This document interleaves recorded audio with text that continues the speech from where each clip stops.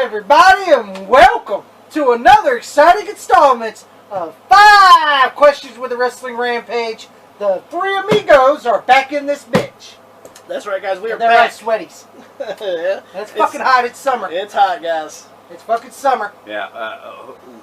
That's one thing I hate about fucking summer. It's hot in this bitch. It is. And guys, these questions are going to get hot because we're going to hear it with 5 questions with WR. That's when we answer your guys' questions that you guys send in. Send in questions like crazy, trying to keep up with them, guys.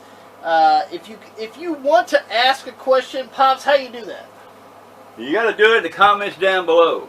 If you don't do it that right there way, you're just fucked. Yeah. Let's go ahead and get started. Let's get started. The first question is asked by Jay Thomas. Jay Thomas. Jay Thomas. Thoughts on Mankind versus the Undertaker rivalry? I enjoyed the Undertaker and Mankind rivalry, especially in '96. 96 was a big point for that feud. Yeah. Because 96 was horrible. And 96 was not really a good year in the WWE. Yeah, Shawn Michaels was on top. Yeah, Shawn Michaels is my favorite wrestler of all time. But and then you had Bret Hart. And then you had Bret Hart. Stone Cold was getting up there. But 96 was pretty rough. Yeah. Overall. And this is one of the feuds that does stick out in 96 as a really good one. It was Mankind versus The Undertaker. And it was a great feud. It was. They had a Buried Alive match. That was really good. And that King of the Ring in 96 was a real good match, too. King of the Ring in 96. And in your house, they had a good match. Like, and hell, even in fucking Survivor Series, 96. That was even a good match. The Boiler Room Brawl. Yeah, the Boiler Room Brawl at Summerslam. Like, The Undertaker and Mankind always had good matches. Even in 98. In King of the Ring, that Hell in a Cell match. Which was, probably the most legendary match. Yeah. Probably the most watched match and the most famous match. Even though, because, nobody's going to notice stuff like this right here, when it was up on top of that cage, Mick told him, said, throw me off. Throw me off. And Undertaker said, I don't want to do that. Let's just end it here. No, throw me off. It'd be fantastic. Throw me off, damn it.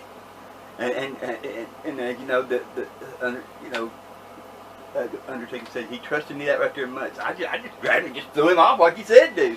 And to me, when watching it from the top of that cage, it was just like slow motion to me. And sir, when he hit that bottom, I thought, oh God damn, I killed him. As well as Jim Ross. Yep. My God, he's big. And then Undertaker choke slammed her through the cell. Yeah. The chair hit him in the face. The chair hit him in the face. Yeah. Fucking tooth up the nose. And Terry Funk gets choke slammed out of his sneakers. Out of his Reeboks. Yeah, out of his Reeboks. The Undertaker's, the Undertaker said, Mick Foley's one tough fucker. Now, granted, their 98 match at King of the Ring was probably their most famous match. Yeah. I think some of their matches in 96 were better. Yeah, I do too. I think their 96 matches were better. So, if you guys never seen some of their rivalry in 96, I suggest you guys go watch it. I highly recommend you watch their 96 feud. Like even to the point with Paul Bearer turning on the Undertaker to be with Mankind. Yeah. Just really good stuff. Because why? Because they were so good as a crap. That's why. Let's go with the next question here, asked by Frankadinkus. Well, the next 2 questions are asked by Frankadinkus. Frankadinkus. What do you hate more? The new Elimination Chamber? Or the red Hell in a Cell? Well, Frankadinkus, I'm going to go ahead and do some examples here. The Hell in a Cell really don't bother me because it's just painted red. Let's just be honest. Is there any real changes besides it being painted red? Is there really any changes besides it being red? Not really. Not really, and I can endure that. It's not that bad. The one that bothers me is the Elimination Chamber. That pisses me off more. There's pads. Well, there's pads that they put in there. As well as square, and as well as it's like a square instead of like a circle. And I mean, like some people might not think that's like a big issue or anything. Well, it is to me. Like, it looks ugly. It does. It's got pads. It looks fucking square. Fucking and like just imagine all the people beforehand was in in Elimination Chambers. Like, where the fuck were those pads in 2002? Yeah, well, Where the fuck were those pads in 2003? Or 4, 5, 6, 7, 8? Where were those pads then? Yeah, Or 9? Sometimes here's some of the old timers talk about it. Well, where in the hell was the pads for us? We hit that fucking steel is what we hit. You know, fucking. I think what the hell, Elimination Chambers is what pisses me off. What the hell's going on in wrestling today? Bunch of pussy-fied fuckers in the Hell in a Cell now. Back in our day, there were no such a thing as these little pads they got shit now. I might say it's the Elimination Chamber.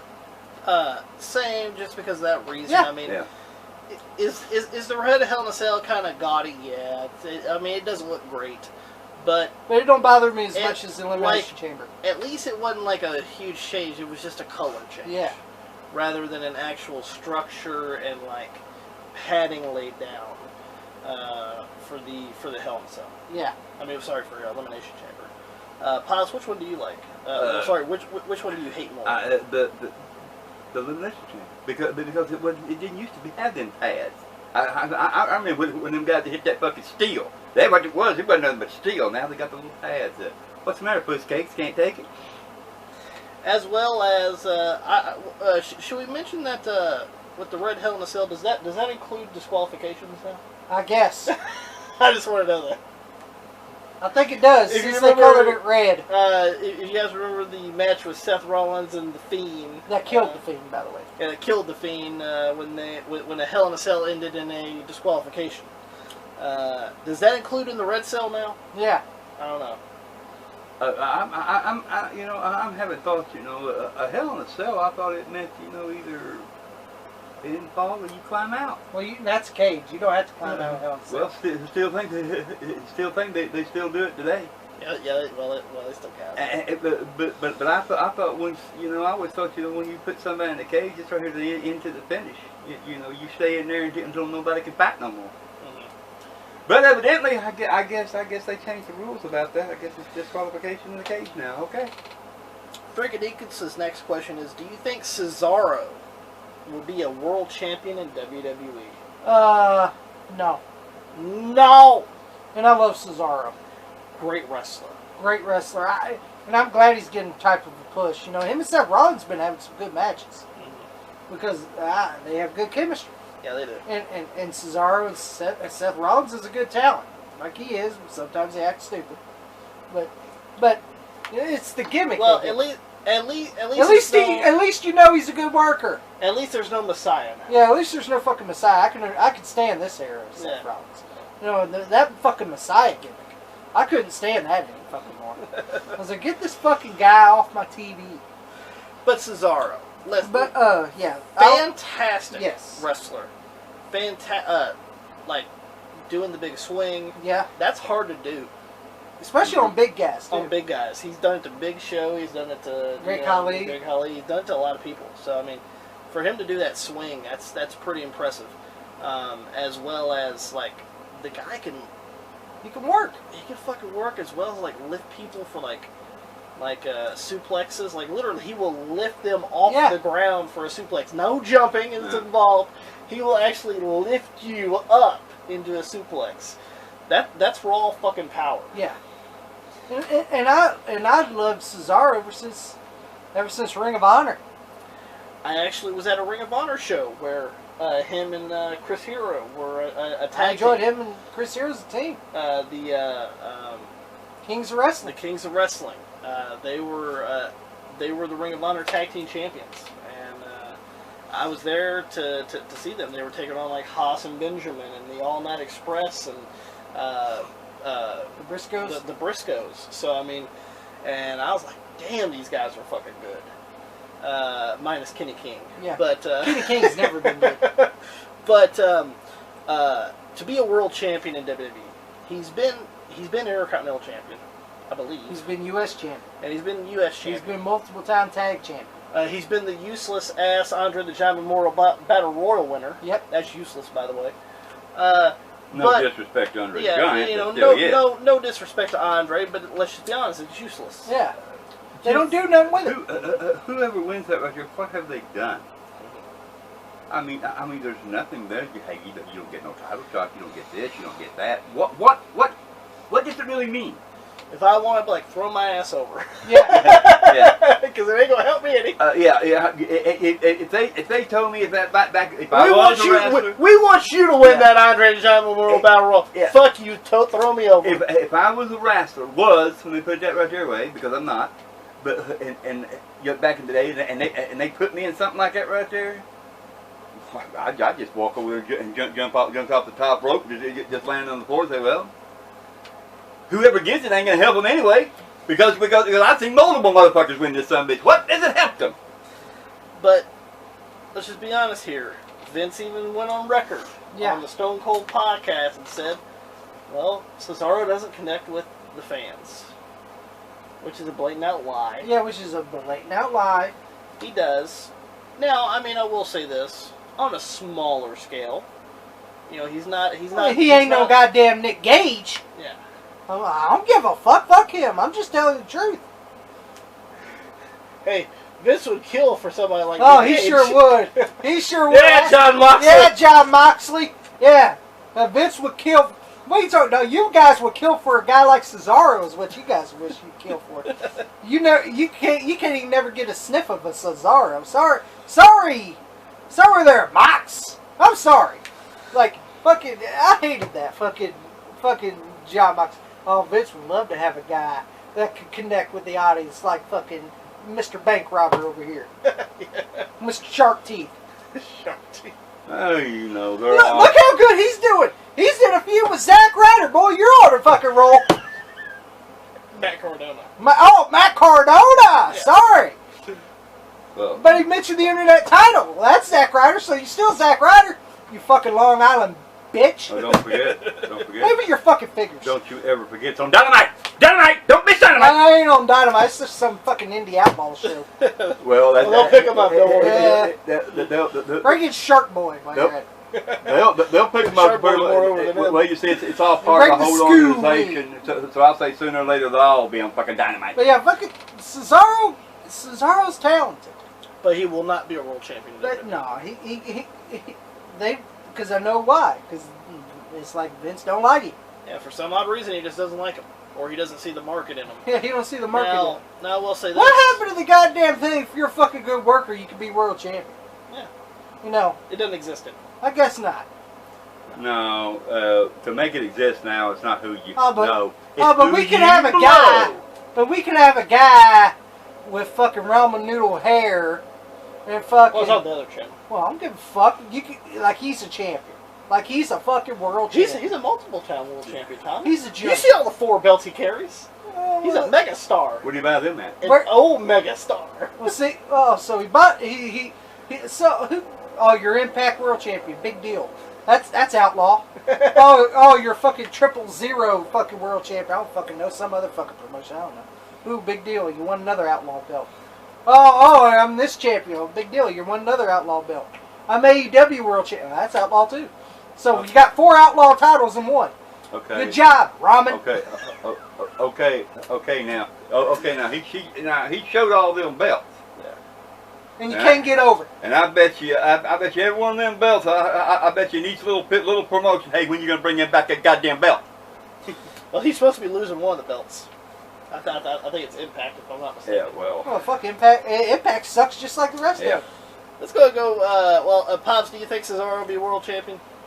It's like this right here, and I've seen it. We've all seen it done several times. You know, Vince McMahon's the kind of guy that will give you, will give you a little bit of the candy, but he won't give you too much of it because you can't get used to it. Because if you get used to it, he's gonna grab that rug. Just you're gonna hit the ground. I guess it's because Cesaro is not like a Brock Lesnar, I guess. Well, guy that don't show up part-time. Well, we all know that the rumor is that Vince loves big men. Speaking of big men, let's go with the next question. All right, let's go to the next question. The next 2 questions are asked by Gregory Choulette. Oh, Gregory. What's he got here? His first question is, thoughts on the former WCW tag team of Vicious and Delicious? Uh-huh. Tommy, why don't you tell everybody who Vicious and Delicious are? Vicious and Delicious is Scott Norton and Gigolo Buff Bagwell. What'd you think about them as a Or tag should I team? say Scott Flapjack Norton? Remember he was called that in fucking AWA? Flapjack? Flapjack. He probably whooped down a lot of flapjacks. With his fucking partner fucking the Berserker. They're called the Flapjackers. The Flapjack. That's what I would have gave him. Okay. And then you got fucking Buff Gigolo Bagwell. Buff Good boy, the- Charles. Buff the stuff. Is he still drinking again? Yeah, he's still drinking again. Yeah, I'm still working again. People was like, you should feel sorry for Buff. I didn't tell him to put the booze down his gullet, did I? So why should I feel sorry for it? Listen, He's a booze hound. listen. E-bagger. E-bagger, booze hound. Buff bound. Boozer. Fuck Vicious and Delicious. They were a shitty team. I didn't give a fuck about Scott Norton. Didn't give a fuck about Buff Bagwell. This was in '98. Yeah, was this in '98 Yeah. when they were part of NWO? Yes. I didn't give a fuck. I didn't give a fuck about the NWO either. Yeah. So if you're part of the NWO, I don't give two fucks about anybody. Well, by you can be 98 Virgil and I don't care about you. By 98, the NWO I was tired of the NWO. Yeah, the NWO was done for me. So Yeah, I didn't give a fuck. Anyone that came out to fuck you. That's what I thought. the B team. Yeah, well, anytime I hear that fucking NWO theme, I didn't give a fuck. And it could have been Kurt Hennig. I still wouldn't give a fuck. Did you like the B team theme? Didn't like anything of the NWO. I'm sorry, in '98 it ran its course for me. It did, yeah. Especially when And they kept that shit going till like They 2000. kept that. Yeah, even in 2000 it was so miserable. You got Jeff Jarrett in there. It was so fucking annoying. And the Harris boys. It's like, what the fuck is the Harris boys? It was annoying. That shit was annoying. I got tired so of it. annoying. And then when they brought it back in 2002, I was like, oh god. I even got tired of seeing it at. Lethal dose of poison. Yeah, he brought in the poison. Then she turned around. He should brought in Vicious and Delicious when he was at it. Yeah. Now you should turn around the AEW logo. Yeah, he should have. Lethal dose of Robin. Robin. But fuck Scott Norton and fuck Buck Bagwell. Anyone in the NWO, I got tired of fucking seeing. Pops, did you like Vicious and Delicious? No. You know, Scott Norton, I never liked him. I never liked Buff the stuff. I lose respect for a motherfucker that has his own mother shake his fucking balls. If you don't have enough Or goddamn, has his mommy call. if you don't have the respect and shit like that right there to shave your own fucking balls, motherfucker, you'd hair over like a cocksucker. Now, if I had a job that paid me bukus and bukus of motherfucking money, you dickhead motherfucker, I sure the hell wouldn't call my mother and say I got a pimple on my ass, I can't wrestle. Or any kind of a lousy ass excuse because you can't be. I would call myself. Because I'm the guy I don't give a fuck. If you don't like what I got to say, it's you goddamn fucking bad for your fucking ass. Hey, Mom, do you want to team up with Rick Steiner and become WCW Tag Team Champion? Yeah. Sure.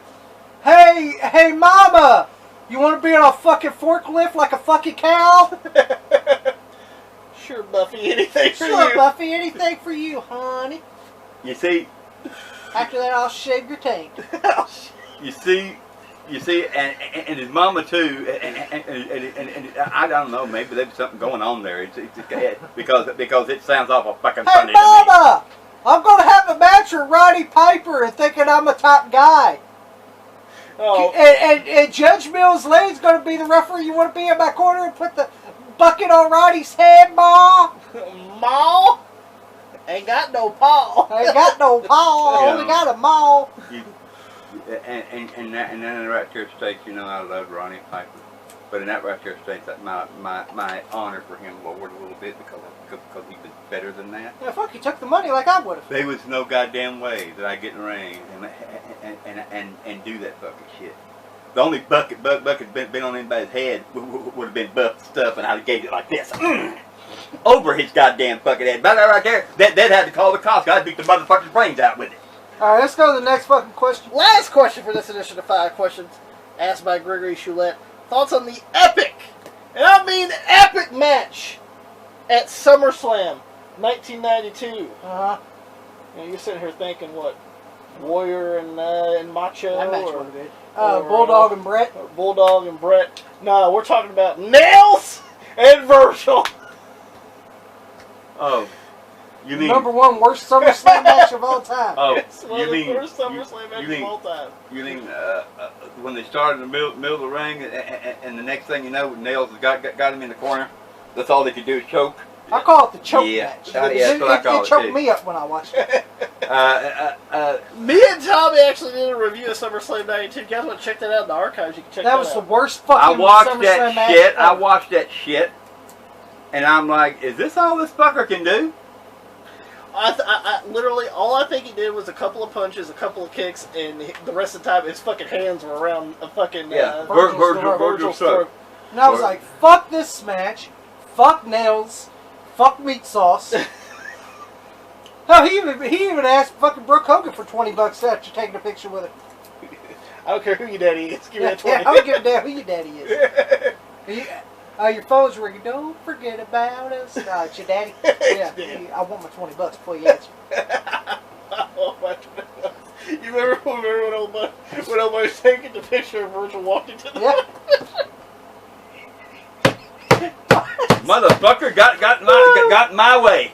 What? The white guy who was taking the photo with fucking Ted DiBiase with the $1 million championship, right? He's taking a picture with the $1 million man with the $1 million championship. And Virgil walked into the photo!